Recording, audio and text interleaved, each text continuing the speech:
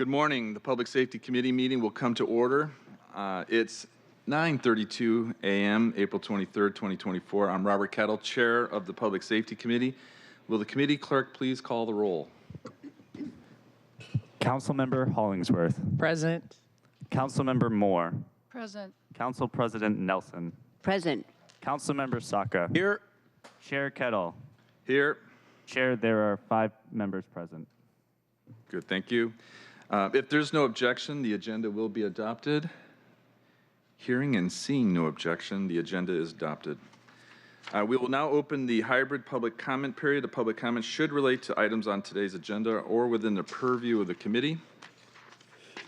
Clerk, how many speakers are signed up for today? Chair, there are 2 in person and 1 remote. Each speaker will have 2 minutes. We will start with the in-person speakers. First, clerk, can you please read the public comment instructions?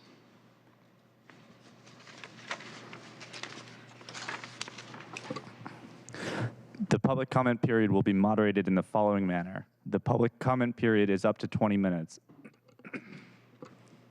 Excuse me. Speakers will be called in the order which they registered. Speakers will alternate between, we'll hear a chime after 10 seconds are left of their time. Speakers' mics will be muted if they do not end their comment within the allotted time to allow us to call on the next speaker. The public comment period is now open, and we will begin with the first speaker on the list. The first in-person speaker is Rudy Pantota.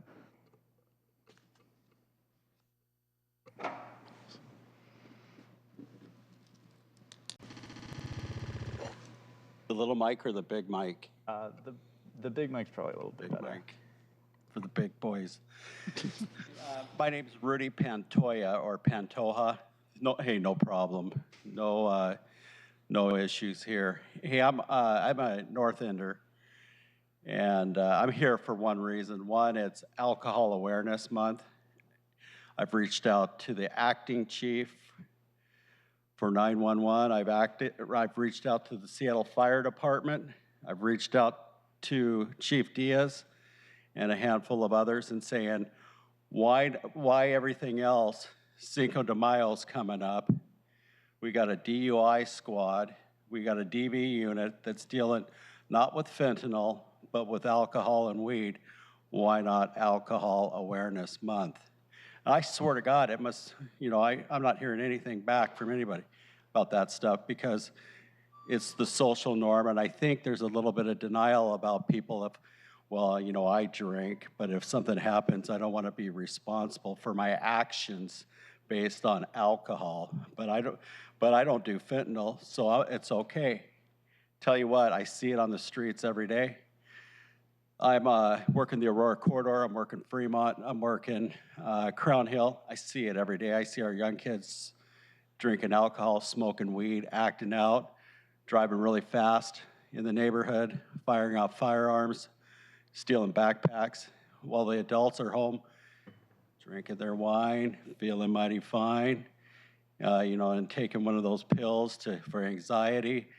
It's all good, right on. And I swear to God, what's the deal here? I see people on the streets that are suffering in North Seattle. I call 911. 911 says, well, hopefully we'll get there when we can. Number 2 is that call fire. Fire won't respond until a police officer responds. So we're told to call 211.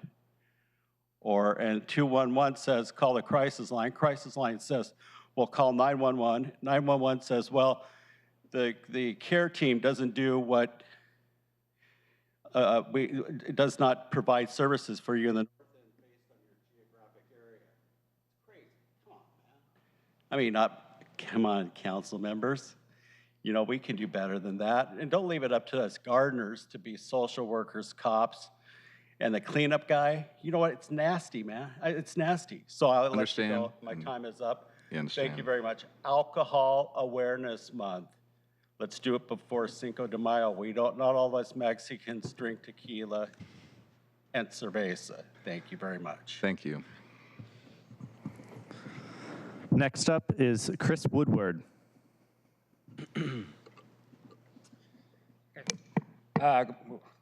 Hey, good morning, council members. My name is Chris Woodward. I am with the Alliance for Pioneer Square. We're an economic development and community development organization located in Pioneer Square. Providing comment today in regards to the Seattle Fire Department Dangerous Building Ordinance. We're generally supportive of this ordinance as it seeks to achieve greater public safety throughout districts and neighborhoods like Pioneer Square by addressing the harms caused by derelict buildings. However, we are concerned with the lack of specific language regarding how the ordinance applies to the Pioneer Square Preservation District, specifically relating to the demolition of historic structures and the development and use of those demolition sites.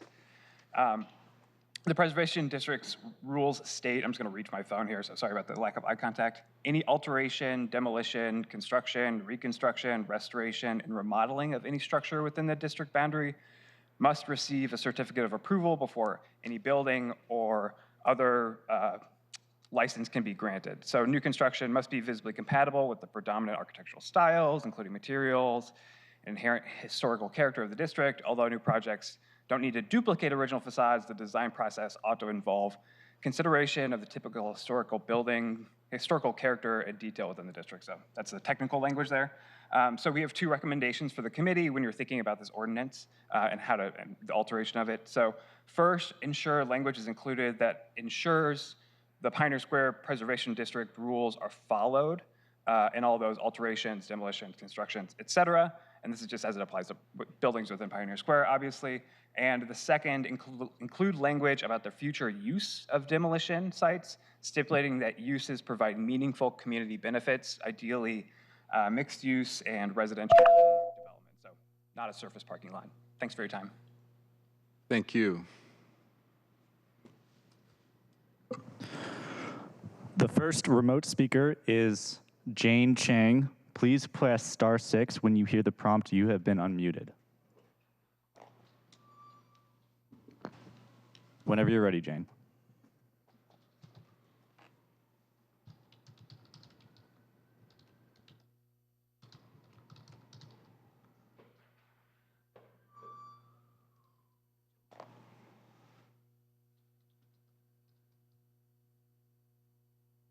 Go ahead, please.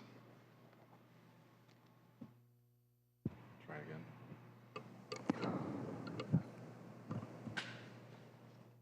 Jane, are you there?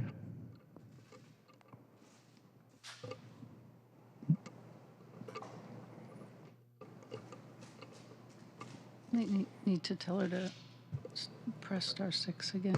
Jane, you'll need to press *6.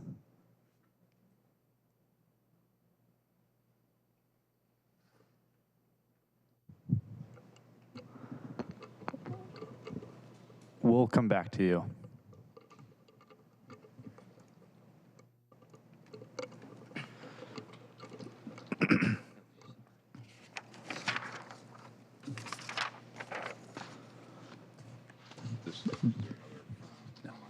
No. There are no additional registered speakers. Thank you. The public comment period has expired. We will proceed to our items of business. Members of the public, I want to note this, are encouraged to submit written public comment on the sign-up cards for future meetings, and importantly, email the council at council@seattle.gov. Thank you, everyone, for joining us today. Today is an important day as we look at fire with our two pre-introduction items on today's calendar. First, the Seattle Fire Code Advisory Board nominations, and then also the ordinance as noted on unsafe buildings abatement. Both items go to elements that are important to improve our public safety posture, and the ordinance goes to our strategic framework to address the permissive environment that underlines our public safety challenges that we see today, and specifically vacant buildings and lots. So it's important to hear your briefings and have this discussion. So again, thank you very much for joining us all. We will now move on to our first item, or 6 items technically, business. Will the clerk please read item 1 into the record? Agenda items 1 through 6, Fire Code Advisory Board and the appointment and reappointments of Lauren Branford, Matt Trueblood, Carlene M. Comrie, Kevin Marr, and Chris Todd as members of the Seattle Fire Code Advisory Board for briefing and discussion with Assistant Chief Timothy Munnis, City of Seattle Fire Marshal, and Ken Brulette, Technical Code Manager, Seattle Fire Department. Welcome, Assistant Chief Muniz, Mr. Brulette, and also Deputy Chief Suti. Thank you. Thank you for joining us and briefing us. Over to you. Thank you very much. Thank you very much for having us this morning.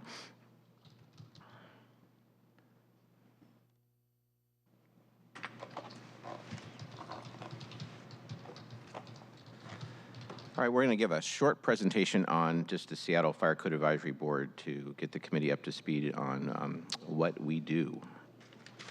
So a look back, our Seattle Fire Code, our very first ordinance was way back in 1870. And then following that, we had our Great Seattle Fire, and the Great Seattle Fire happened on June 6th in 1889. It started about 2:30 in the afternoon in a paint and woodwork shop at Front and Madison. And over the course of the next 18 hours, it swept southward across 100 acres of Seattle's business district and waterfront and created massive devastation. So in Seattle, we have the Seattle construction codes, and soon you'll be hearing all of the 2021 Seattle construction codes. And they consist of the building, the residential, existing building, mechanical, energy, plumbing, fuel gas code, and of course, my favorite, the Seattle Fire Code. So in Washington State also has a state fire code, which is developed by the governor-appointed State Building Code Council.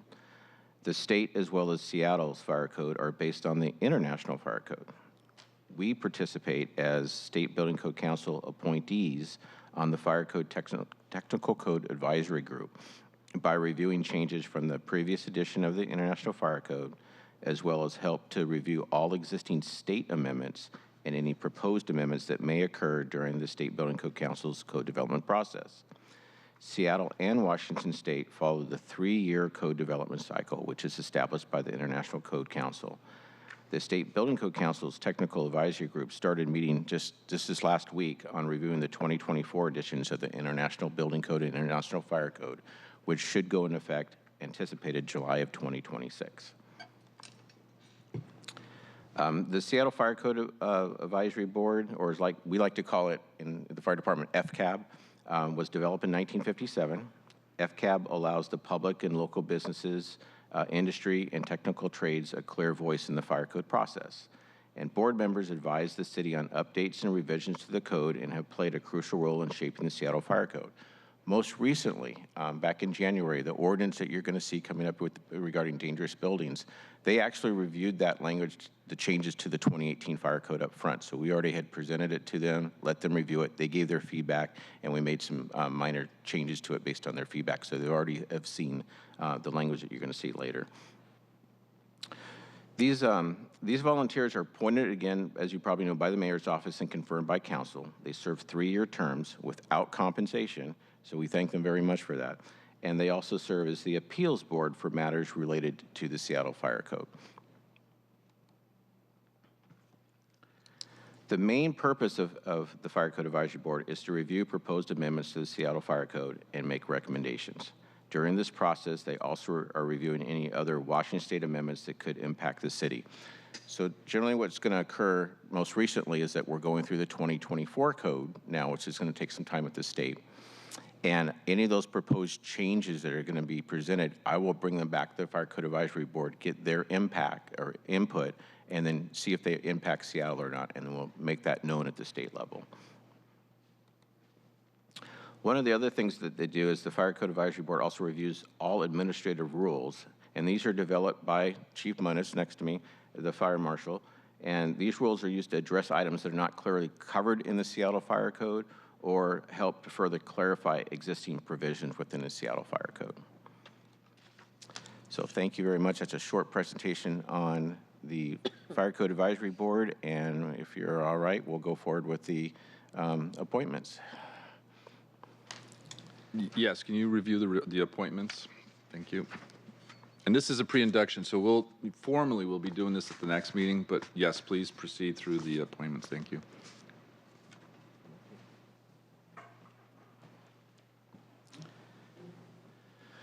So first, we have, I'll wait for him to sit down. We have Lauren Bradford. Lauren Bradford is going to fill our architect's position. And we also have Matt Trueblood. He's going to fill our public position, but he does have a background in construction. And their resumes are already out of date.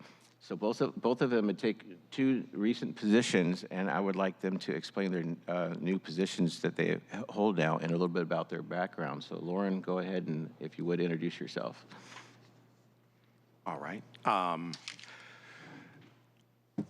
been an architect here in Seattle for 20-some years.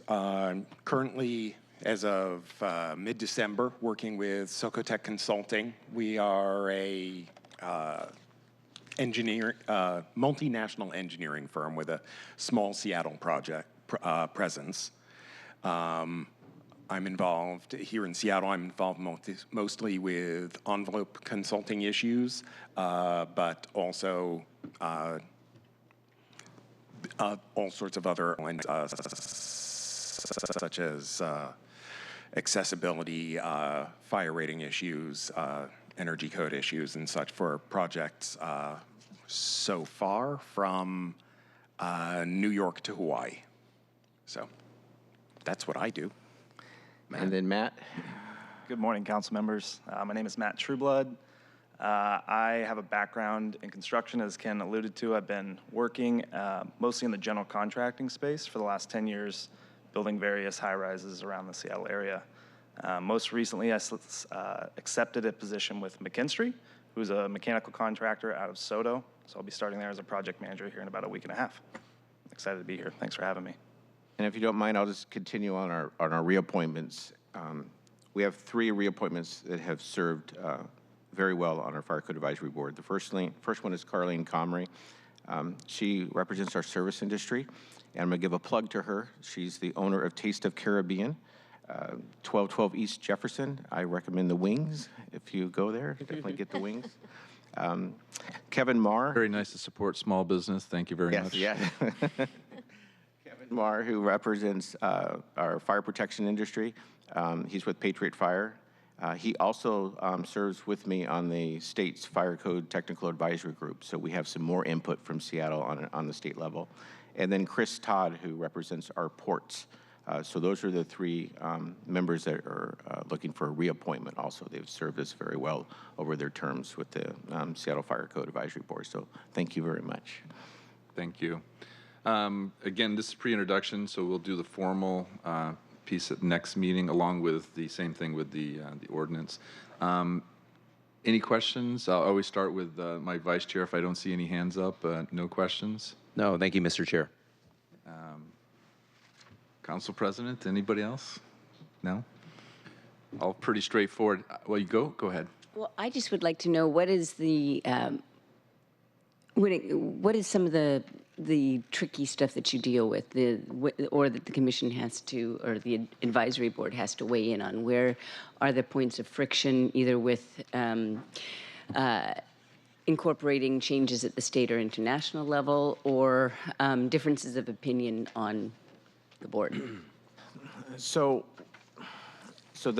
what's nice is that the international codes are all consensus-based, so they're developed nationally. So you're able to have input from all sides to begin with. And so when you start with the model code, what we call the base code, it's already been vetted very much. And then when it comes down to Washington state level, then we'll sit there and analyze how is that going to input or impact us in Washington state? Is there something that's being presented that just doesn't work in Washington state, and what should we do about it? And then we bring that down to Seattle also. As far as anything that's been really contentious lately, I haven't seen anything because, again, we try to work those things at the national level, and we just have a very open and public meetings format that just helps us be able to work through any of these processes, and we just come up with agreements and put together what I think is great legislation. Excellent, thank you. Any other questions? You're good. Just a few. First, I want to say, thank you for volunteering and looking to serve, both you 2 gentlemen here, plus the other 3 that are listed. who is someone who has served on boards before. I know what it means in terms of taking time, your personal time, to go out there and support an effort. And it's well respected and well appreciated, at least by me, because it does take time out of your lives, but it's an important mission that you're doing. So thank you to you two, but also to the others that are on the board. I also like, looking at the backgrounds, all very good, and I also like the diversity of types here in terms of the positions. I like the fact that the ports are well represented, labor. Two questions. One is, this is kind of standard, okay? Is there anything that we need to know about from your perspective? Is there anything, out there that we're not thinking about that, either from the Fire Code Advisory Board, from the Fire Code, or a little bit more broader with fire, or a little bit more broader with public safety, from your perspective? My biggest concern is this is where I need your help. You need to reach out and help us fill some of our other positions. The one that we have not been able to fill, the chief and I are coming up, 7 years in our roles, a little bit more. And we have not been able to fill the insurance industry role. It's been vacant for a long period of time. So we're looking to fill that position. Major institutions, the last gentleman that we have just took a job at a local fire department, and he's no longer with the major institutions. And so we've reached out to UW and a few others and just haven't had anybody that's really willing to take the time like these two are to volunteer. But lastly, the mechanical engineer spot that we have open, I think Matt's might help me out with his new position in McKinstry and might be able to help us out there. We work closely also with the Construction Code Advisory Board, and they have some of the similar positions on their board. I've been trying to poach some of their members to get them from the Construction Code Advisory Board over here. I'm actually offering them free boat rides on the fireboat, Chief, and I'm not too sure if I'm allowed to do that or not, but anything I can get to get these people to volunteer. But that is our biggest need right now, is to fill those positions. And then we do have the 2021 fire code that's coming up right now. And we will be presenting that to you first, and we just hope that you reach out to us with any questions ahead of time when you do see the legislation upcoming. So I appreciate it. Okay, so we'll look at that. I understand the insurance piece, and that's important across all elements of public safety, and I don't think a lot of people realize that and appreciate it. Emergency preparedness, the big earthquake, those pieces, what you're talking with fire, and even on the crime and security side, so that's very important. And who knows, maybe we can twist some arms at the Evans School or somewhere there at UW to get somebody to nominate. Or Councilmember Rivera knows somebody. Thank you, Chair. I just wanted to say that I have regular meetings with the UW, and I'll raise this at my next monthly meeting with them. I appreciate that. Thank you. I should have noted, by the way, that Councilmember Rivera, who's not a standing member of this committee, has joined us, and so she's able to ask questions, make comments, just like any of us. But she won't be able to vote, but then again, we're not voting today. The other question I have, and this goes to a longstanding back and forth with the mayor's office, and not to put you on the spot, but I would be really interested in your thoughts, either directly or through Chief, regarding the comprehensive plan. To my frustration, public safety is a policy element as it relates to how we're going to grow over the next 20 years, and this is very important. When I say public safety, a lot of people go straight to crime and security. Boom. But with the comprehensive plan, fire is so important. I see that in terms of the densification, in terms of the crowding of the areas where the fire department may need to turn into with a ladder truck, those kind of considerations. Recently was a candidate, doorbelling all over the place, and when you go in some of these 8-packs, 6-packs, it's like a little maze. I wonder about fire's ability to really get in there and to attack a fire. That should be a planning consideration. Then, of course, there's the earthquake and tsunami aspects that should be part of the the planning process for the comprehensive plan. But here's another one based on my many conversations from Chief Scoggins all the way down to different places within the fire department. Have many conversations. Is we're growing as a city, and per capita, the coverage of the fire department is getting lower and lower. So how do we as a city plan for the expansion of the fire department to match the expansion of the city, and how do we right size and how do we play smart placement of potential future fire stations or capabilities, whatever it may be, based on our. So I've said this many times, and I'm going to keep saying it, and it's going to come up when the comprehensive plan comes to us if it's not already in there, because the public safety aspect of planning for our future is very important. So I would welcome, as a question, can you give me input? And you don't have to answer right now because, fire chief's right behind you. But I would really like to have that. And I really want the executive to understand that when I talk about public safety element as a policy element for the comprehensive plan, I'm not talking crime and security.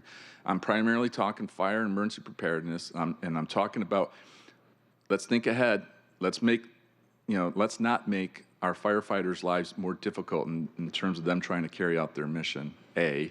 And B, with a growing city, how do we match in terms of the capacity that we have in fire?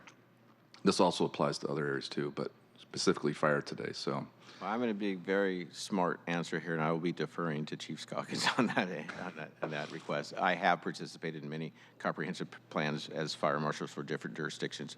I just haven't had the opportunity to participate in my role here at the fire department in the city of Seattle.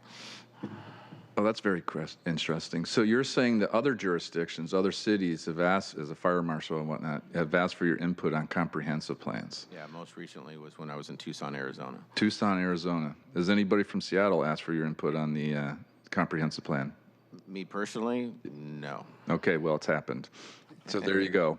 Thank you. And I appreciate it. And again, because I know a lot of people watch Seattle Channel, include the folks upstairs in the executive department. So, there's my question ahead of time.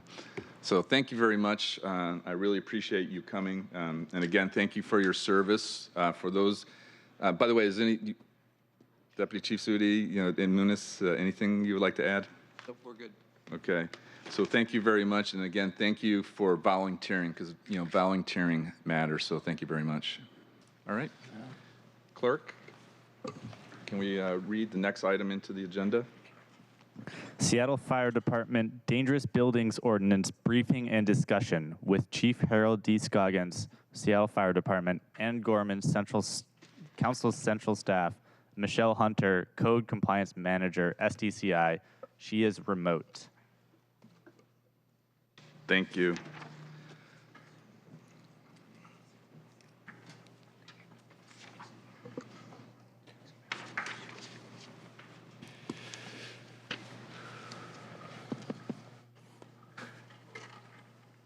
All right, thank you so much, Chief Scoggins, and for the returnees, Assistant Chief Muniz, Deputy Chief Suti, also Ms. Hunter, and of course, our very own central staff, Ms. Gorman. Thank you. Over to you for the presentation. Good morning. Are we going to pull up the presentation, or do I need to click something here? Oh, there it is. Now, are we starting with which one? Yes, okay.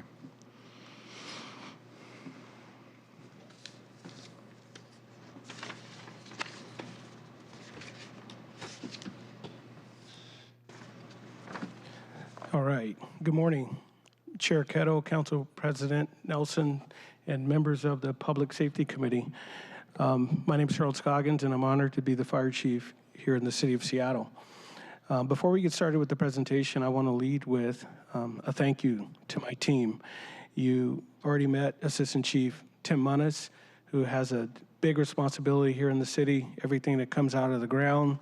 And once it's final, we inspect it, we review the engineering, we make sure the fire and life safety systems are working appropriately, and that's under our fire marshal's purview. You already met Deputy Chief Sudi. She's our Deputy Fire Marshal. I want to say thank you to our Fire Prevention Director, Karen Grove, who's spent a great deal of time working on the legislation, and all the members of our fire prevention team. So it's really important to lead with a thank you, because they worked extremely hard to get this to where it needs to be. Okay. So we'll go ahead and get rolling. So the mission of the fire department, that's where we start all of our work in saving lives and protecting property. And we do this through fire response, emergency response, but also fire prevention.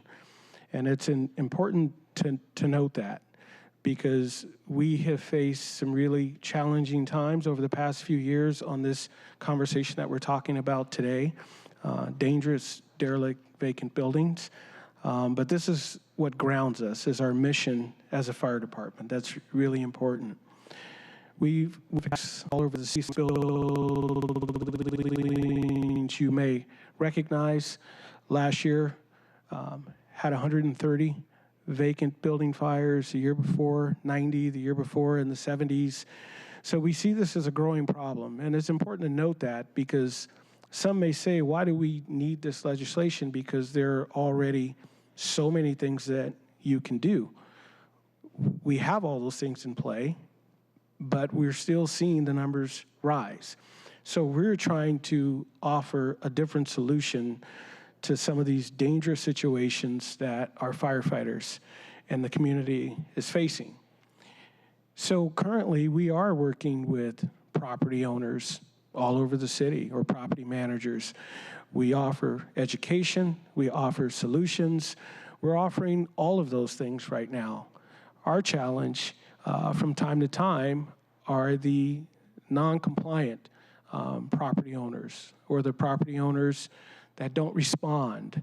That becomes a challenge for us, because what happens is when that building has been accessed, and SDCI has a vacant building group that goes out to connect with the property owners to try to resecure that building. But once that building has been accessed and we start responding to fire and medical emergencies at a building that we know is vacant, that becomes a challenge for us. Because what happens is when people move in, they want to cook just like we cook. They want to stay warm, so they light fires to do those things. There's holes in the walls, holes in the floors, holes in the ceilings. This becomes very important, and to a person who does not fight fires for a living, it may not seem like a big deal, but these buildings are designed with 1 hour drywall, 2 hour exit corridors. So when you puncture those walls, floors, and ceilings, you change the fire dynamics in that structure and how fast a fire spreads. So this is why there's a challenge. And there's a couple of different pieces here. When we start seeing small fires, eventually they become big fires. But we also know these buildings are accessed because we also respond to medical responses at these locations. So that tells us right there that the building has been accessed. And that's pretty important to note there. Since the pandemic, we have seen more vacant buildings around the city. And that's just a part of the challenges that we face. When we go to these fires, we change our tactics. We have a derelict building standard operating guideline because these buildings are so unsafe. So we approach these buildings with the mindset that there's no one inside, but if we get information that there is someone inside, we change our tactics and we will then go inside of the structure. Now in 2023, we had 3 fire-related deaths in vacant buildings in the city. So as I see this as an opportunity to prevent the next one, or to prevent a firefighter from getting seriously injured or killed, that becomes very important. And you'll see the news article at the bottom of the slide, and this happened in Baltimore. This is happening around the country. Firefighters are losing their lives in these type of structures. So we're trying to make it safer for the community. We're trying to make it safer for our first responders by putting forward this piece of legislation. So that's very important. These are the numbers that I mentioned earlier, and these are staggering numbers in my opinion, because if we can prevent fires from happening, we should do that. This is an attempt to do some of that with this legislation. And, this legislation has a lot of pieces to it. It's not just one solution. There's a number of solutions.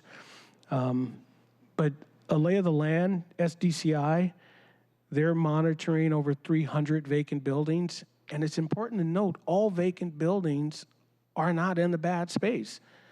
Most vacant buildings in the city are secured, they're intact, and all of those things like they should be.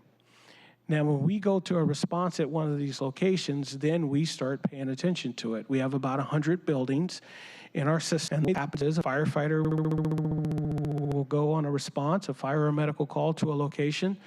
They will scene survey, look around the scene, understand what's going on here. They can clearly see if this building was boarded up and now it's unboarded and someone has accessed it. And then they'll go back and they'll input that into one of our systems. So we start tracking it. A member of our Fire Prevention Bureau will then go out and do an inspection on the property so we can get eyes on the property, and they would update any additional information. Now, of that 100, there's a subset of 40 that have had at least one fire.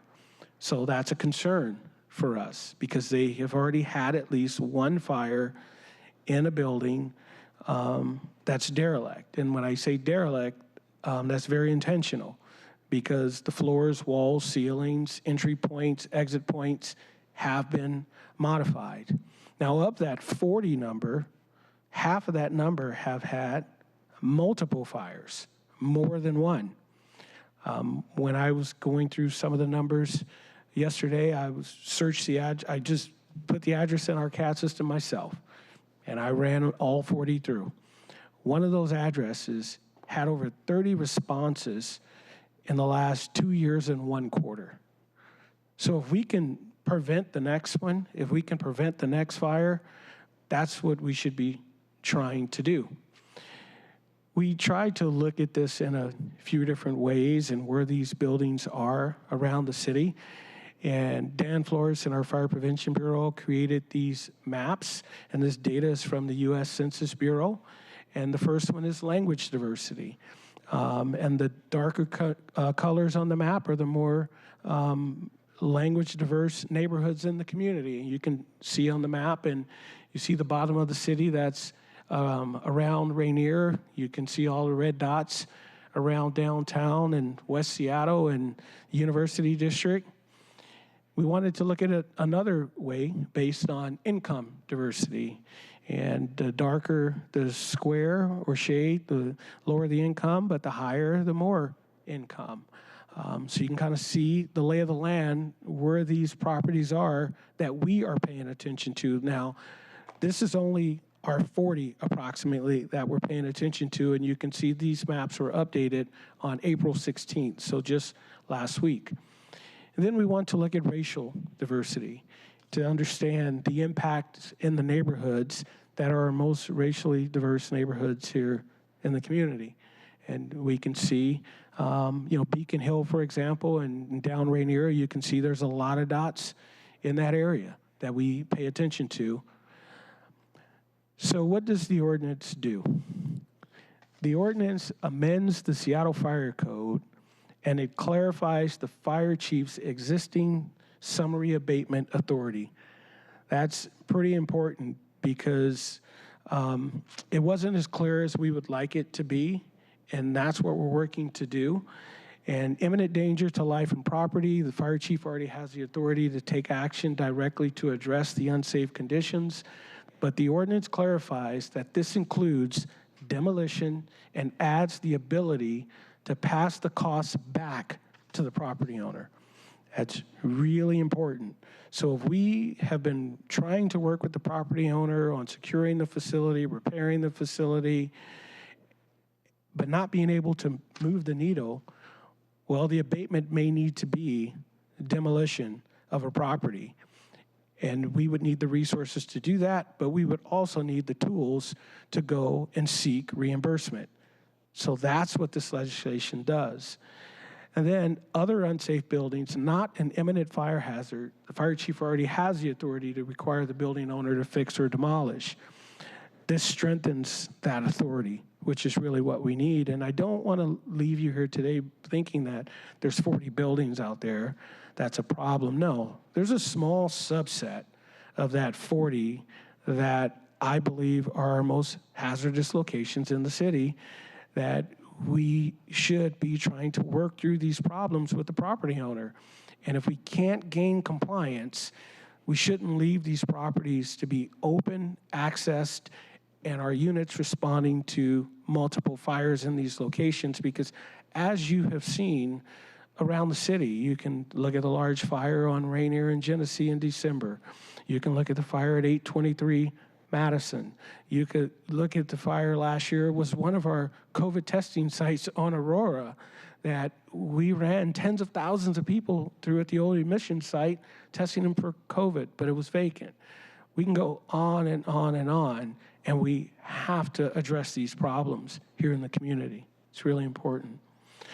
So that was our last slide. I'll pause there and see if there's questions from the council. Any questions starting now? Vice Chair. All right, thank you, Mr. Chair, and thank you, Chief Scoggins here for this this helpful presentation. Would love to hear directly from your perspective, Chief. It sounds like the specific challenge that we're trying to address is the rise in vacant derelict buildings and the coinciding increase in fires and serious injuries, and puts the community at risk from a public safety standpoint, puts in our fire heroes at risks. So it sounds like, and it was helpful for me to see on that slide the kind of visual depiction over the last 3 or 4 years of exactly what that looks like. And as you aptly noted, and indeed included on a few of those slides, there is existing legal authority and capability to for the fire department through you, exercising your authority and power to intervene. Would love to hear directly from your perspective, Chief. What is the specific, and I just kind of restated, but tell me, what is the specific problem that we're trying to solve, and how is this proposed legislation intended to, like, narrowly crafted to directly accomplish that? Sure. The problem we are trying to solve is to reduce the number of derelict building fires in the community. That's the problem we're trying to solve. Last year, we had 130 fires in derelict buildings. Last year, we had 3 fire deaths in the city in derelict buildings. We're trying to solve that problem. We're changing the language of the fire code to clarify the fire chief's authority to order up to abatement, which may mean demolition of a building. And it also adds language that the city can now seek reimbursement, the direct cost of demolition, up to placing a lien on the property. So the problem we're trying to solve is reduce the number of fires in the community, because that's better fire prevention. And the legislation clarifies the fire chief's authority to do that and provides an avenue for the city to seek reimbursement of the cost of a possible demolition.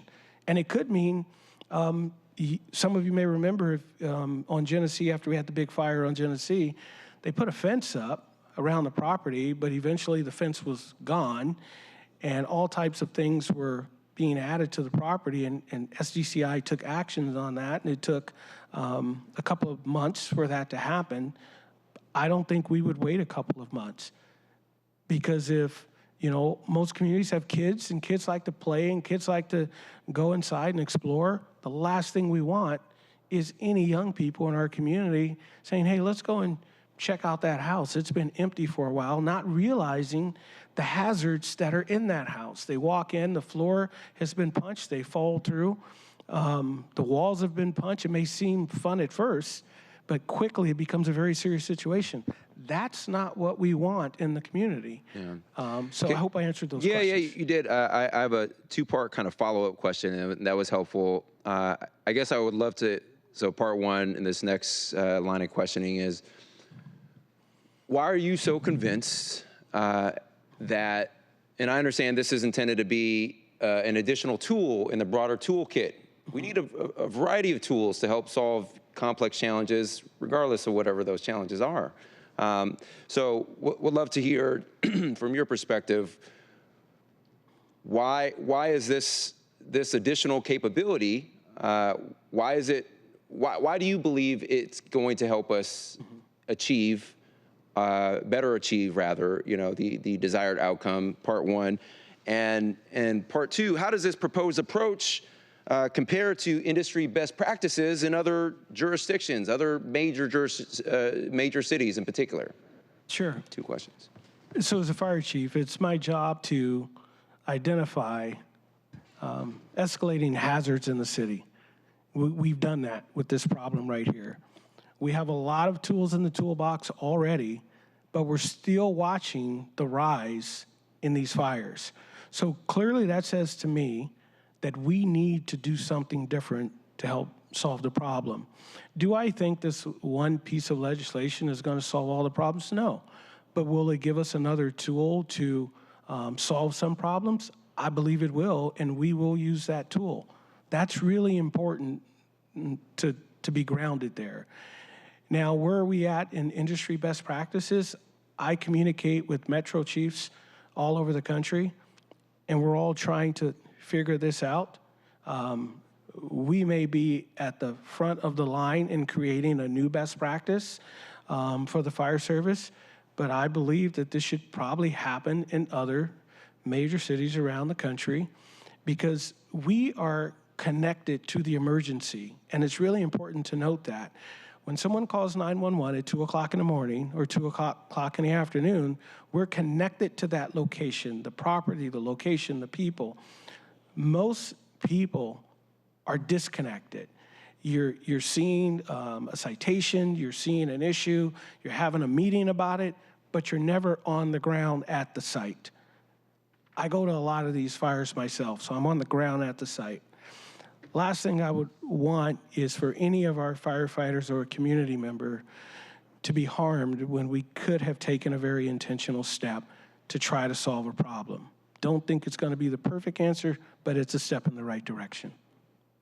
Thank you, Chief. Thank you, Mr. Chair.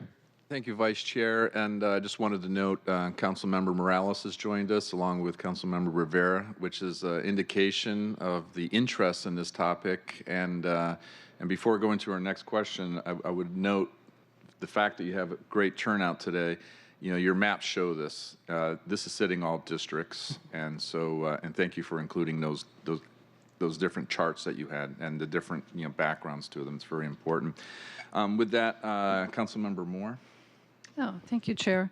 Thank you, Chief Scroggins. This is really a very important legislation, and as you have noted, and I'm well aware, there are many of these vacant buildings in District 5 and Lake City, and we've suffered from, our community has suffered from quite a few fires. I did have a question, and I have several questions. One is, do you have the statistics on the number of the vacant buildings that are owned by out-of-state individuals or corporations? We don't have that statistic, but I have a great example for you. You may remember the Seattle Times building several years back. We had multiple extremely large fires in that building. Now, I believe that property owner was an out-of-state and I believe out-of-country owner. It was very difficult to solve that problem, and it took a very long time. And if you research the news articles of that building, we had several multiple alarm fires. But we don't have the statistics specifically of who lives where that owns all of these properties. Before continuing, I just wanted to highlight that, and it's important, and for not here, but online is Ms. Hunter from SDCI. Ms. Hunter, if you can jump in on any of these questions, particularly that one sounds like it more of a SDCI question. If you have anything to add, please jump in or flag me with the Zoom. If you have anything to add on that. I wanted the panelists, the council members to know that we do have an SDCI representative online with us today. Councilmember Moore? Yeah, thank you. That might go to my next question, which is what appears to be the greatest obstacle to voluntary compliance? Is there one? There's many. Cut your mic. Pull to RG. The big obstacle is getting the attention. So I think that one thing that has been covered here is that hopefully this legislation will get the attention of all property owners in the city. It's like when you talk about where do the owners live, a lot of them are limited liability companies. There's a lot of work that goes into tracking down the registered agent of these properties. But it's really the communication is the one that Chief's talking about. Our biggest roadblock is how much time will go by when we do have the registered agent. We do send the, an order to comply through the mail is this lapse of time where we hear nothing back. So I'd say that's probably one of the biggest concerns that we have. So I'm looking at your slide where it says it takes up to a year really to get to the point where you can demolish. And it appears that under this legislation, you would be able to expedite that process and address the imminent risk that these buildings are presenting to our community. Yes, and there's two pathways here. So one pathway is we are working with the property owner because we are seeing an uptick in fire and EMS responses at a location. So we are working with the property owner to bring that building back into compliance and solve the problems. So that's one. The other one is the big fire has happened now. And we need to deal with that immediately because as we had a fire in Lake City last year, one of the walls, the east wall, was potentially going to collapse into Lake City Way. And we were fortunate where we got the property owner on the phone. We got him on the site. I went out there myself. We worked with him to get a demolition contractor, and we got the building down before the weekend is out. That's not the norm in some of them. But what this legislation would do is if that property owner didn't comply, and we saw that as a public safety hazard because a wall was going to collapse into the public right-of-way, this legislation would give us the ability to solve that problem. Thank you. Council President Nelson.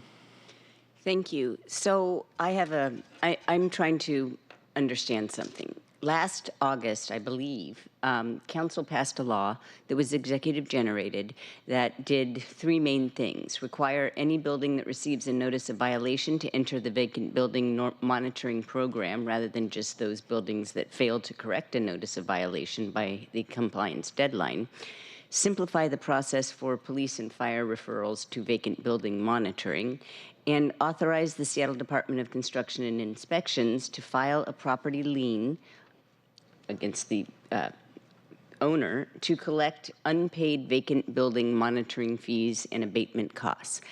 And at the time, I made a bit of a stink about that ordinance because what I was hearing from property owners was three things. Number one, our failure to address our homelessness issues was resulting in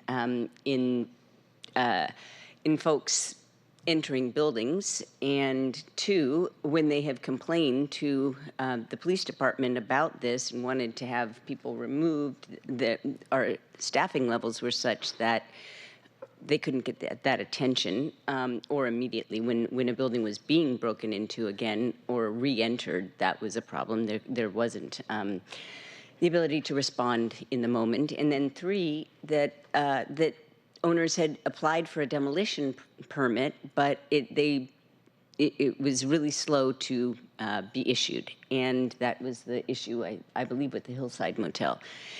So I did vote for that. And so my question for you is, how does this new ordinance interact with the provisions that were already passed? Sure. Two of those problems that you mentioned, we're not going to change that in the fire department. But the third problem on the process for demolition, we work with SDCI daily. All of that is still in play for most of these properties, wherever they are. I think what we're talking about here is the most extreme cases. When I mentioned an address in the last 2 years and 1 quarter, we've responded there 30 times. That's an extreme case. for EMS calls and fire calls. And if we determine by inspection that the floors, walls, ceilings, doors, they can't secure the property, we've had multiple fires, the property owner is not taking the proper steps, then we have a new tool that we can help resolve the problem, because the property owners have a responsibility to their neighbors too. When you look at the fire at 823 Madison that happened on New Year's morning, and I went out to the fire, we evacuated pretty much the whole block. On New Year's morning, we evacuated the whole block because the fire spread to the building to the south. So I get the concerns with homelessness. I get the concerns with you can't get a police officer to trespass someone again and again and again. But it doesn't change the responsibility of the current environment, that we need to secure the structure, and if we can't secure the structure, then we need to have other steps that we can take. So I was in favor of that legislation also, and I was hopeful. But what we see is the fires are still escalating.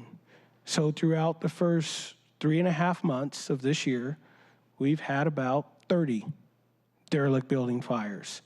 So if you times that times 4 quarters, we're on track.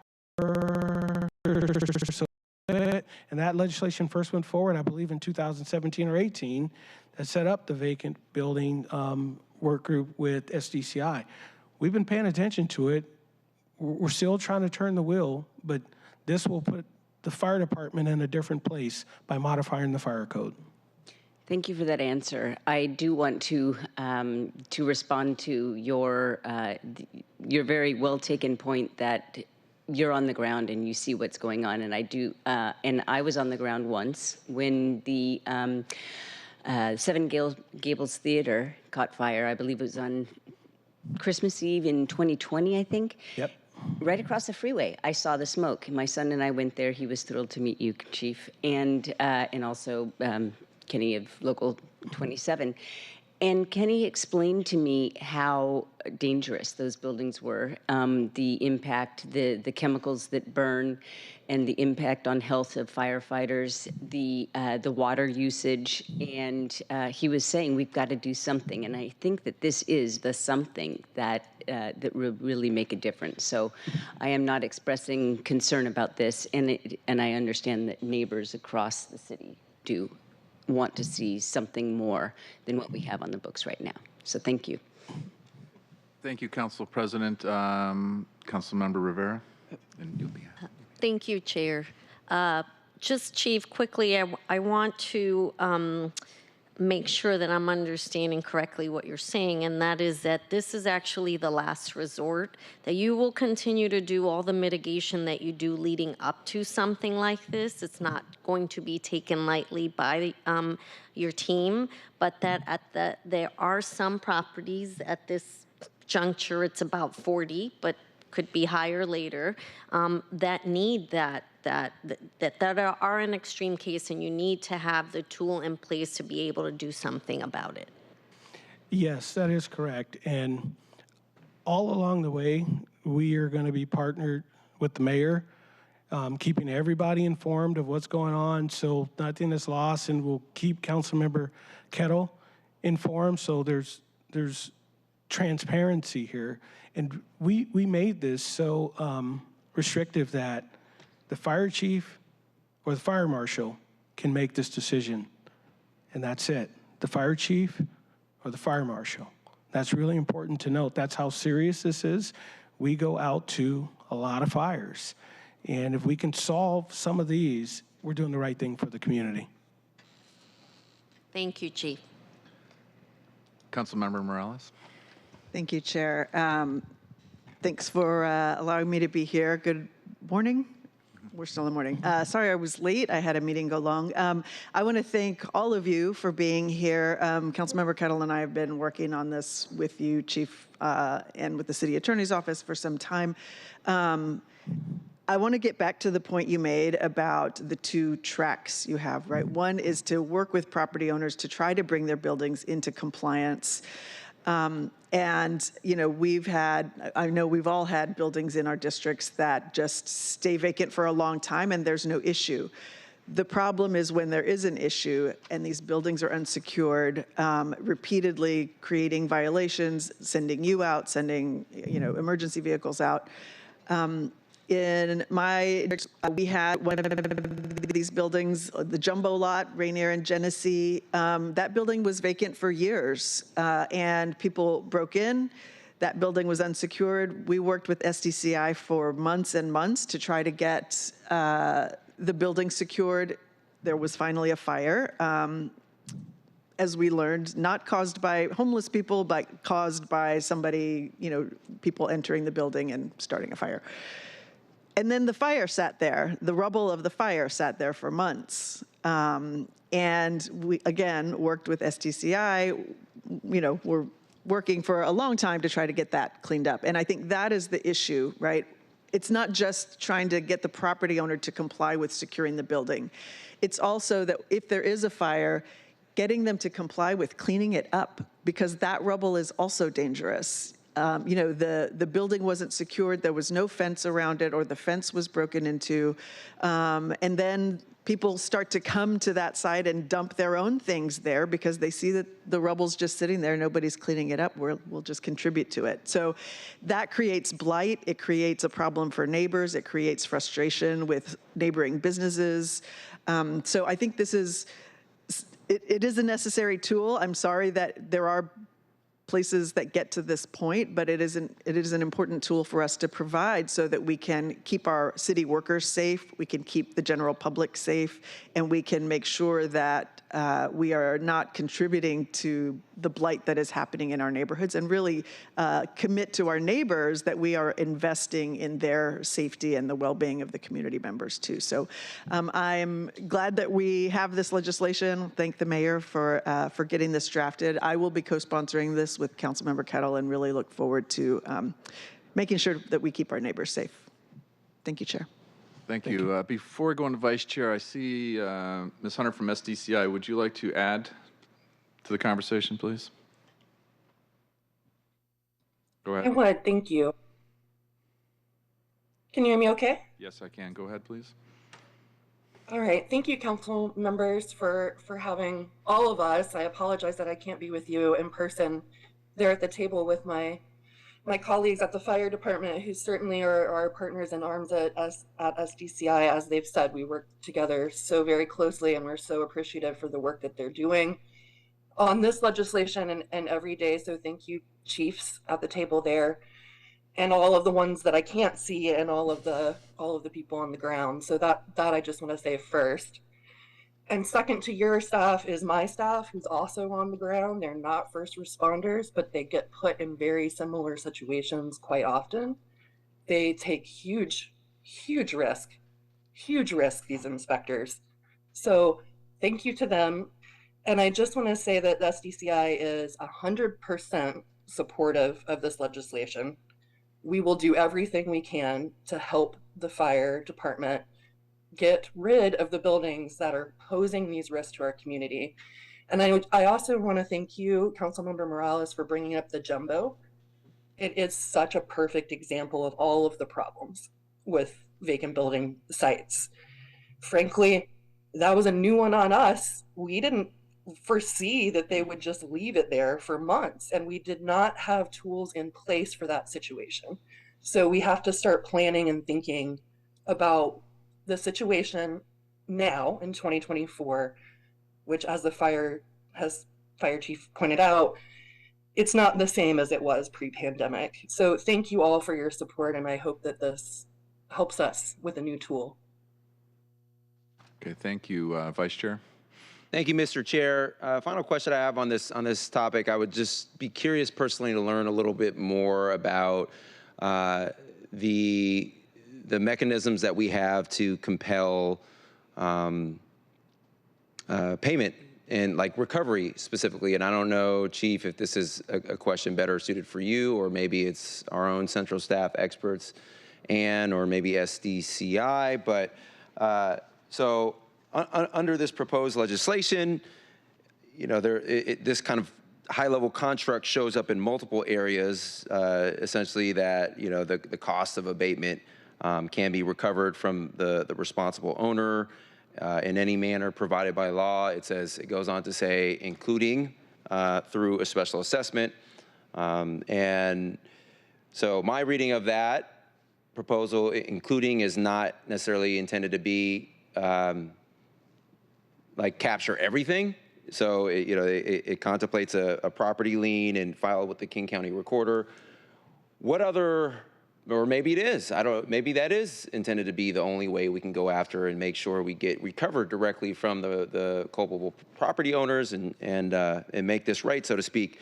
What are the mechanisms, the specific mechanisms that we have to get it to be made whole in this financially as a city and to enforce this? Is it solely just this special assessment property lien power, or what other ways can we potentially get, compel enforcement and recover? Sure, I'll start and then I'll pass it. But as the legislation says, we will bill the property owner and seek full cost recovery. And if that doesn't work out, the RCW gives us the ability to place a lien on the property to seek full cost recovery. Our goal is to make the city whole. It's not our goal that this is a venture where the city is losing funds.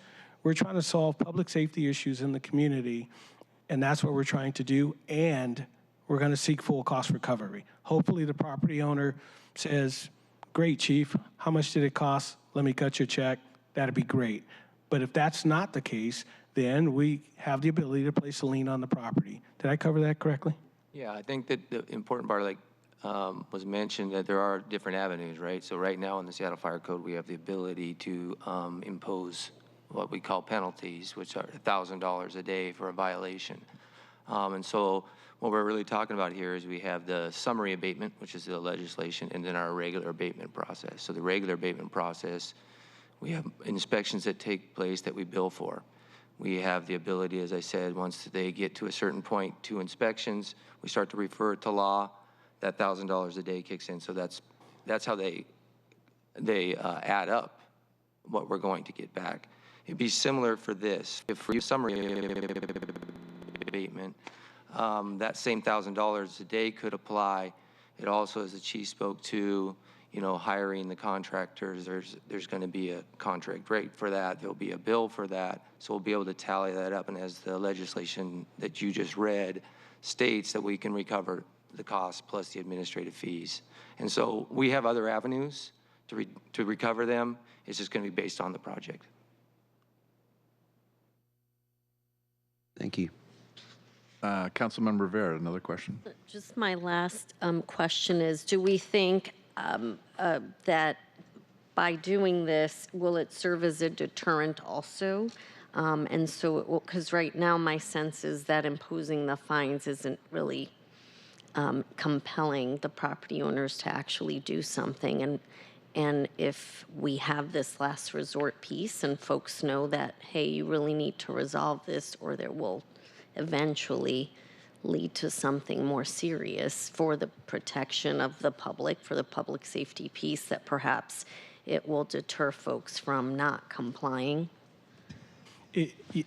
So yes, it is our hope that this legislation will help property owners come into compliance. But we're realists also, because we have been managing this challenge for quite a while. And we do have some properties that we just don't hear from. So it's our hope that this legislation can bring compliance, but if it doesn't, we now have the ability to solve a problem. Thank you, Chief. Thank you, Councilmember Rivera. I have some questions. And again, thank you, Chief, and your team and those in the audience for joining us. Also for Ms. Hunter and SDCI. I will have to say that I do have direct experience with this issue, the hillside on Aurora, just south of the Aurora Bridge. I've been working that for such a long time as a community member with the previous mayor, the previous city attorney, and the previous council. It was a building the main structure, multi-stories, where there was a major fire, 2 deaths, and there was a lower structure, motel-like structure, where the fire department was called out God knows how many times, countless times for ODs. The manager of the facility died from an OD. It became the Hillside Criminal Storefront with the drug market. And as you know, anytime you have a drug market, next thing you know, you have a stolen goods market, the prostitution, the sex trafficking that was happening at that location. So the frustration, like from the council president's question, frankly, was a motivation in part for me to be currently sitting in this position as chair of the Public Safety Committee. And these are the things that need to be addressed. And each location has its own unique circumstances. In the case of the Hillside, after the major fire, once the insurance piece was paid out, the owner skipped town, laying it into the hands of the financiers, and which is another level of engagement, never mind the government engagement, but also on the owner's side. And to their credit, it was challenging at times, but to their credit, it has just been demolished. And they did a nice abatement of it, too, if you've been to the location. So this really informs my view on this topic, and I've seen it in other areas of the city, too. So this is direct experience. So thank you and the team and us as a collaborative effort. As Councilmember Morales noted, it's been a combination of the executive, the legislative, and the judicial with the city attorney's office. I have read through the background material. I've read the ordinance. I think it reads well. I like the 2 points that I like the point that you regarding trespass or compromising the building structures, changing its characteristics, which really changes the dynamics when the firefighters are there. They may have an assumption based on what they're seeing, but what they're seeing may not be what their training tells them it is. And so that is so important, to the point that last thing we want to do, in addition to losing members of the public, is to lose a firefighter. So that is so important. The other point, too, in terms of reading the ordinance itself, and I understand the paragraph, talking about, the circumstances, it's become more frequent because of synthetic narcotics, including fentanyl and meth, in recent years. It's almost a little bit of an incomplete thought there. And the point I'd like to add, because you spoke to it, if you have the meth and so forth, next thing you know, you have labs. Next thing you know, you have fires. And that's where everything comes together. And so I just wanted to highlight that in terms of that paragraph. In terms of the ordinance itself, that might be an area where we can complete the thought in terms of, the final edition. Questions that I have, one, and this goes to a lot of things that I've been seeing, and this is true, this is good governance, due diligence. Can you speak to the protocols between the fire department, SDCI, the city attorney's office, in terms of the, to ensure, the civil liberties piece, the property owner's piece of this is covered? Sure. So there are a number of ongoing conversations that take place with everyone you just mentioned there. So there's a vacant building work group that's led by Faith Lumdenson. That's a really large group. And my folks in the fire department attend that, along with many others, looking at the bigger problem in the city. The mayor and Deputy Mayor Burgess set up a smaller group earlier this year with City Attorney's Office, with SPD, with Fire and SDCI to continue to work the problem. And our Fire Marshal and SDCI and the attorneys have a number of ongoing conversations to continue to work the problem. So we're connected on this issue, and in multiple places. There's multiple conversations that are taking place. Everyone's working really hard to solve the problem. I'll have conversations with Scott Lindsay on the issue. I've had conversations with our city attorney, Ann Davidson, on this issue. So I want to assure you that everyone is having very open and consistent conversations on this issue. Thank you. I noted the charts, the varying, in terms of social, economic, language, race, and those are great to have, and as part of that. My question is, and again, going to the civil liberties piece, is the transparency of the process and highlighting to these communities. I mean, you have the district representatives here, which is very important to have this engagement and understanding, but for the community, will there be some type of tracker or something that can be publicly, available so the people can see, yes, I've been wondering about this property down the street, and they can see it on some type of listing and to one degree or another. So they know that, yes, the city government is aware of it and they're working it, and they're not being forgotten. One thing I hear again and again from the various communities around the city is, in terms of public safety, is like, nobody's listening to us. And even when in cases like in Queen Anne, which is very different, I understand, the privilege and the abilities that we had. We were screaming on the hillside and was still kind of a problematic. So I can just imagine some of these communities as represented in the charts. Is there a way to kind of increase the transparency so people can see these pieces on a kind of, not necessarily real time, but on a frequent basis? So a couple of things. One, I would encourage any member of the community, if you have one of these structures in your district, call our Fire Prevention Bureau to make sure that we have it in our system, so we can track it. So that's number one.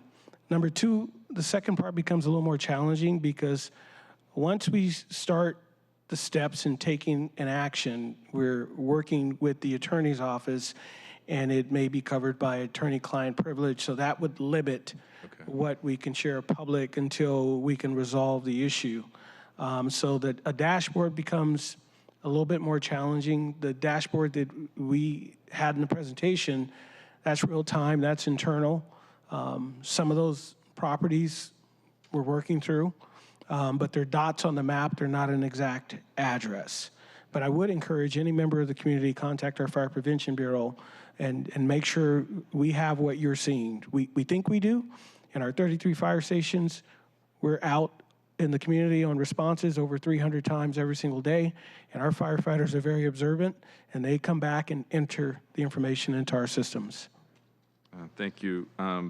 Last question is, as we said, we've been working this through the different areas of government, local government, and this is a pre-introduction because of the timing of receiving it. I couldn't get into the calendar.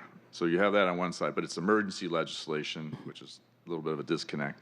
What are we looking to achieve with the emergency declaration piece of this ordinance, in terms of, what does this kickstart? What does this allow for you to do if it's as an emergency versus a standard legislation? Well, the emergency legislation reduces the timeline for implementation of the legislation once it's passed from 30 days to the day it's signed. So do we have properties in the city that we would work to address the day the legislation goes into play? Yes. So it cuts the timeline down. What we're also doing is we're working through the process of getting contractors on retainer. So if we get to the end of the road, we can't work with the property owner, the hazard still exists, we still have to solve the problem, so we'll have the ability to do that. So I hope that answers your question there. Thank you. It does. Before moving to Ms. Gorman's presentation, I see Ms. Hunter. Do you have another comment, please? I do. Thank you, Councilmember Kettle. I just wanted to speak to, first of all, your shared frustration of the hillside, and that, and just like the jumbo has many, many components that are great examples. But I wanted to say that also your comment about civil liberties of the owners is extremely important to all of our departments. And that is part of why we don't release the vacant building list to the public, to protect them, to protect us, to let us work together to try to see if we can fix the problem. But I also want to say, so that everyone understands, it's also a safety concern for those buildings and the public to give a list to the public of sites that are unattended and could be used for, ill purposes. So I just wanted to say that. Thank you. I appreciate that balancing point. Part of that question is to raise the issue, and so that we're working through the different elements of it. So thank you for that point. Vice Chair? Yeah, thank you, Mr. Chair. Actually, so I think this is I want to emphasize your comment about the need really to be, or the opportunity I think we have as a city to be a little more transparent, about this and the whole process, and understanding the competing demands and priorities, whether it's attorney-client privilege information or, as we just heard from SDI or SDCI rather, some of those concerns about, it doesn't always make sense to list or share a detailed list. But I am a strong proponent of transparency, and I do think, and I know that the mayor has this really innovative open data initiative, and I think there is a way to do it where we sanitize certain key information, and maybe we don't have like a map as part of the dashboard, but I think it would make sense.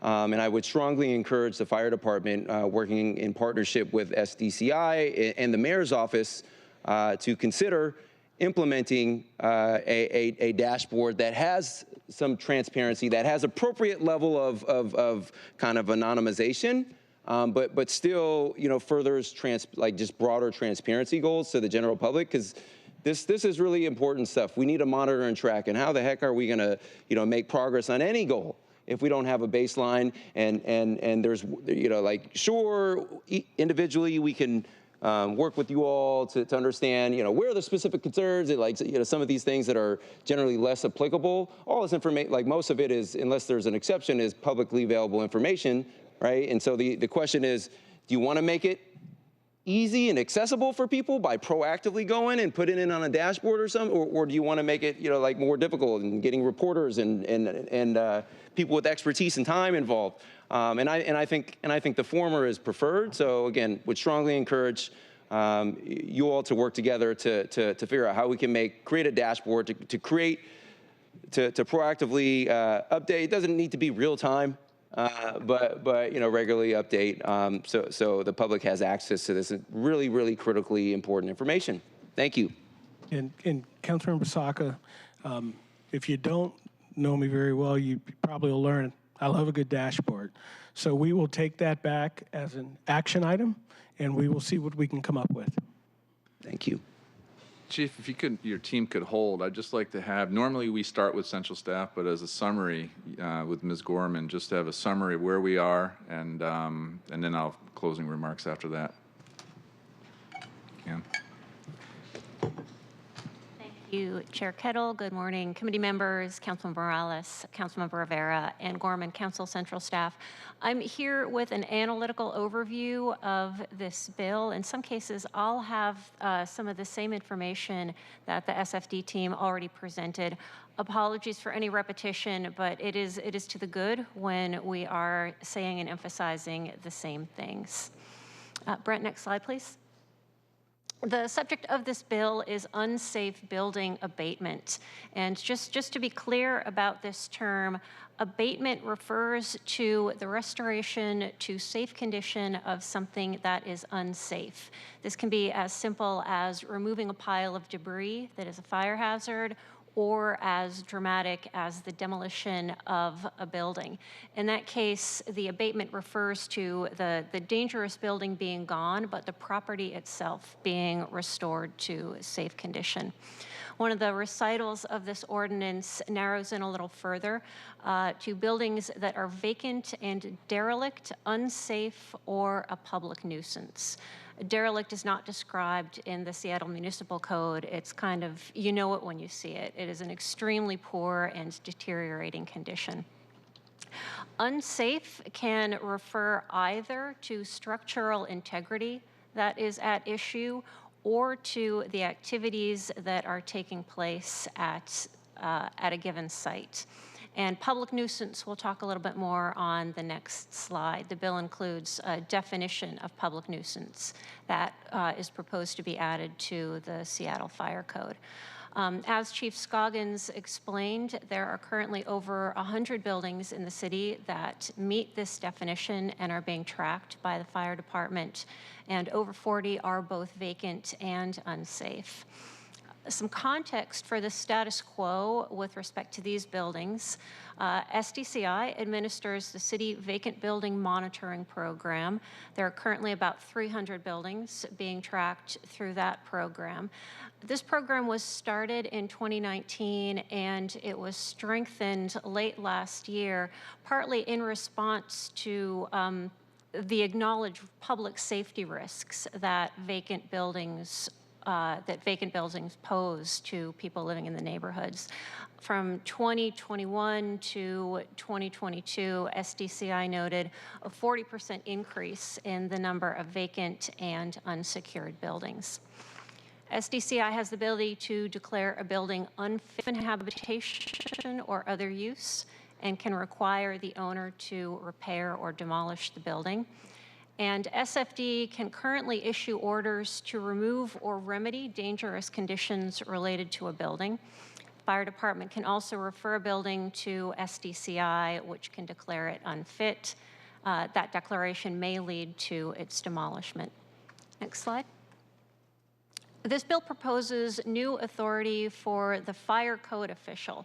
The fire code official is how this person is described in the bill. I'll talk a little bit more about that. Essentially, this bill would put SFD more securely in the driver's seat with respect to these buildings. It would give the fire code official the ability to declare a building a public nuisance, and it would add to the Seattle Fire Code this definition of public nuisance. Public nuisance is a nuisance which affects equally the rights of an entire community or neighborhood, though the extent of the damage may be unequal. And this definition is borrowed from the Revised Code of Washington. And what's important about using it is that it connects to lien authority. A lien, less for council members than for anybody who might be watching, is a claim of one party against another party's property, usually secured by a debt. And what the executive acknowledges that in terms of collecting the costs of abating costs associated with one of these buildings, the city might not be able to collect those costs right away, as we have heard. So this provides a mechanism for the city to collect those costs in the future. A difference between abatement and summary abatement. Abatement occurs after a notification and a period during which a property owner can come into compliance. SFD can give that notice, provide the compliance date, and when compliance is not occurring, the fire code official would have the ability to abate the problem and recover the costs of abatement. Chief Scoggins talked about the Seattle fire chief. Absolutely true. The fire chief could be a fire code official. This could also be the Seattle fire marshal or the designee of the fire marshal. And typically in the case of abatement, it will be one of those people invoking the authority. Summary abatement is different. Summary abatement would occur when conditions pose an imminent danger to life and property. In that case, the fire code official can declare the building a public nuisance, abate the conditions summarily up to and including demolition, and recover the costs of summary abatement. Summary in this context, summarily just means immediately. Summary abatement, immediate abatement on the spot.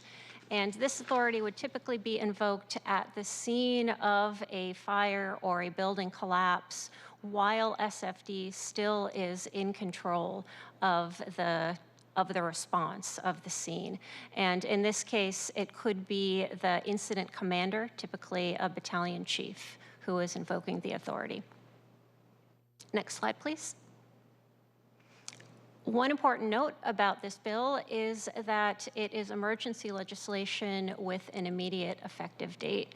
As we discussed, the bill would have immediate effect, and the city charter requires the inclusion of emergency findings in the bill when it is necessary for the immediate preservation of the public peace, health, or safety. The bill finding does include an emergency finding. It is in compliance with the city charter, And to become effective, the bill will require a 3/4 majority of council votes. Next steps with respect to this bill. First step is for it to be introduced. It will be introduced and Public Safety Committee members will discuss it and possibly vote on it at the next scheduled meeting, which will be held on May 14th. Any amendments that council members want to bring forward could also be discussed and voted on at that time. We'll also be preparing a central staff memo with a much more complete analysis of the bill. It will be available prior to that meeting. Also, if any council members want to talk about the bill, scope possible amendments, my colleague Tommaso Johnson and I will be available in the intervening weeks to have that conversation. Assuming that the bill passes, the fire department, SDCI, the mayor's office, and city attorney's office will be developing and implementing protocols for summary abatement. There's a lot involved with getting this right, and all of these bodies will be involved in that process. So we don't yet have a timeline about when those protocols will be available. Until they have been formally signed off on, action taking place under the authority granted by this bill will be regular abatement rather than summary abatement. Again, assuming that the bill passes, the executive will refine cost assumptions for this year. Funding for 2024 will be included in the mid-year supplemental ordinance, and ongoing costs will be included in the proposed budget, which council members will receive this September. The legislation was transmitted with a fiscal note. The fiscal note estimates 2024 costs associated with this bill at between $350,000 and $500,000. This is a high-level estimate. There's a lot of different factors that go into the cost for any one abatement, but just conceptually, that cost range assumes 3 demolitions of residential properties and 1 demolition of a commercial property. We understand this is early stages for any costing associated with the bill, and appreciate the executive's candor in terms of the wide range and the possibility that it may change. And just an obligatory note, any new costs included with the 2024 budget and subsequent budgets will increase the projected general fund budget deficit, which is currently estimated around $240 million for 2025. Any questions? Any questions? Okay. Vice Chair, always. No, Go ahead. yeah. Why 2/3? Is that because it's emergency or because there is a potential? Okay. Yes, this is per the city charter. All right. Thank you. Vice Chair. So, as written, this proposed legislation, okay, I would just love to learn a little bit more about the invoking authority here. So, as written under this proposed legislation, it says fire chief or fire code official, FCO, and I heard the chief a moment ago indicate that their interpretation and their operationalization of this thing would be that it would be the fire marshal. But as written, irrespective of that, because that can change at any time, and but as currently written, what is the fire code official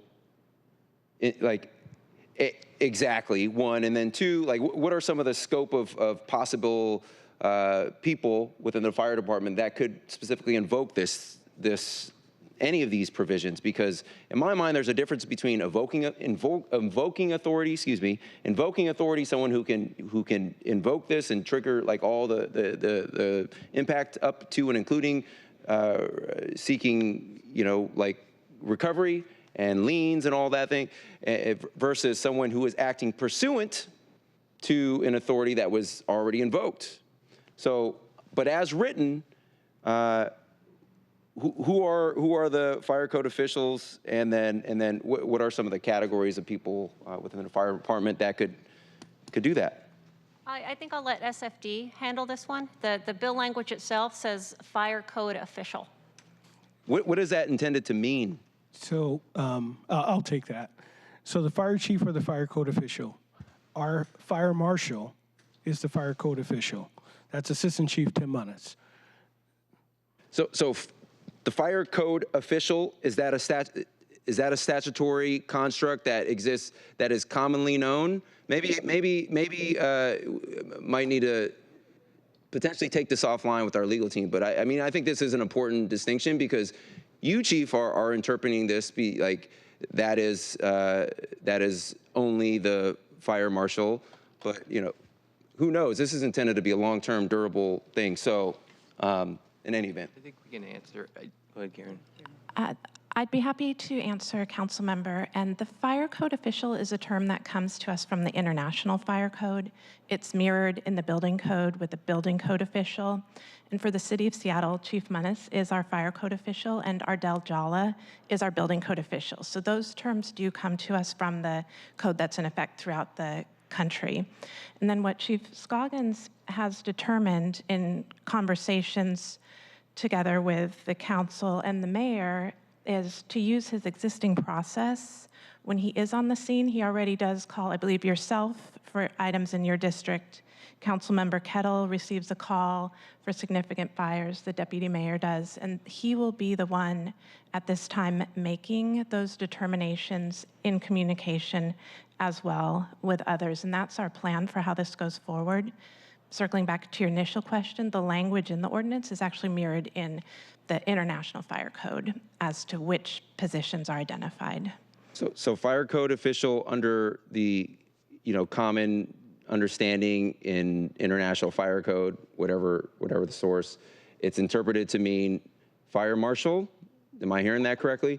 But I heard like, I forget who, but like discussion of it could potentially be invoked by others that don't necessarily include you, but potentially by people further down the chain of command. Yes, what you heard was Ann Gorman mentioned that a battalion chief or an incident commander could trigger the summary abatement portion. That won't happen in the fire department. It won't happen as long as you're in charge. That's great to know. But again, these laws and legislations are intended to be durable and survive. And I'm glad you have that policy in place. But policy, like what's higher than a policy, is legislation. So thank you.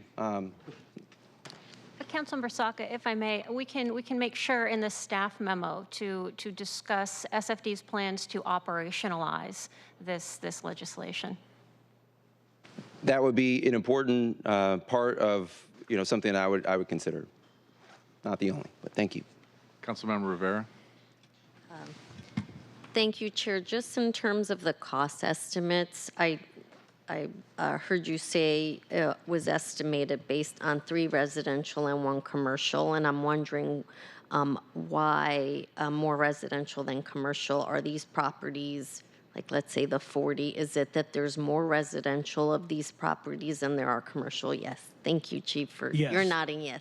Yes, there's more residential properties on our list. Okay, thank you for clarifying that. Thank you. And just to give you perspective, as we learned about the cost of demolition, it could be between $10 to $20 a square foot for a residential property and $15 to $30 a square foot for a commercial property because they're just built differently. Thank you, Chief. Thank you, Councilmember Rivera. Any other questions? Council President. Just a comment only. I just wanted to personally thank you, Chair, because I know that you've been working on this for a long time, and I'm glad that you've worked together with the executive and also the city attorney on this. And so I just want to say it's good to see this come forward. And I do believe that we should plan for more than the amounts that you mentioned, and just to be safe, to plan on it taking a really long time to be reimbursed. So this is a public safety expense. Anyway, thank you for presenting. Okay. Well, again, thank you very much. I appreciate double, the briefings and such, because, I talked about in my question, the due diligence, working the protocols piece between SFD, SDCI, and the city attorney's office. But we also have as our, duties here, the due diligence to ask those questions and get the clarifications in terms of like what a fire code official is and so forth. So, and do it in a public way so then the public knows, and to include reporters that may be present. And, so it's an important piece. And so thank you very much, all of you, for the opportunity to address what I see as an important pillar in our strategic framework plan. Vacant buildings, and specifically dangerous vacant buildings, are a public safety threat. This is not about eyesores. This is about public safety threats. It is vital to ensure that that we do the due diligence in the review of the buildings and properties. And yes, we need to have a strong partnership between SFD, SDCI, and the city attorney's office with good oversight from the mayor's office and for us on the legislative side. To ensure the T's have been crossed and the I's have been dotted on this, because this is an important business, in terms of somebody's property, the civil liberties side of things. So it's important for us to do this. Though at the end of the day, it's about us addressing the vacant buildings and the lots, which will aid in our efforts to reduce the permissiveness in our city, as I mentioned, that underline a lot of our public safety threats. And it's also another step forward in our plan to create a safe base in our city. That's our mission, to create a safe base in our city. So thank you for your work. And I should add a more general thank you, Chief, to the men and women of the Seattle Fire Department. And thank you for yours and all of their service. I had a great appreciation, I heard, along with Councilmember Rivera at last week's awards luncheon. Very inspirational and incredible work that the fire departments do, and those that were highlighted for their service. Please pass the thank you to their work, and really appreciate it. And these are the things that I learned in my many discussions. I was saying, and I should highlight too, in terms of the firefighters, but also since you mentioned Local 27, the labor side of this too. I think that's important. Those voices are heard, and are appreciated. So thank you very much. Again, thank you for your service. Thank you. I think we have reached the end of today's meeting agenda. And is there any further business to come before the committee before we adjourn? Hearing no further business before the committee, we are adjourned. Thank you so much.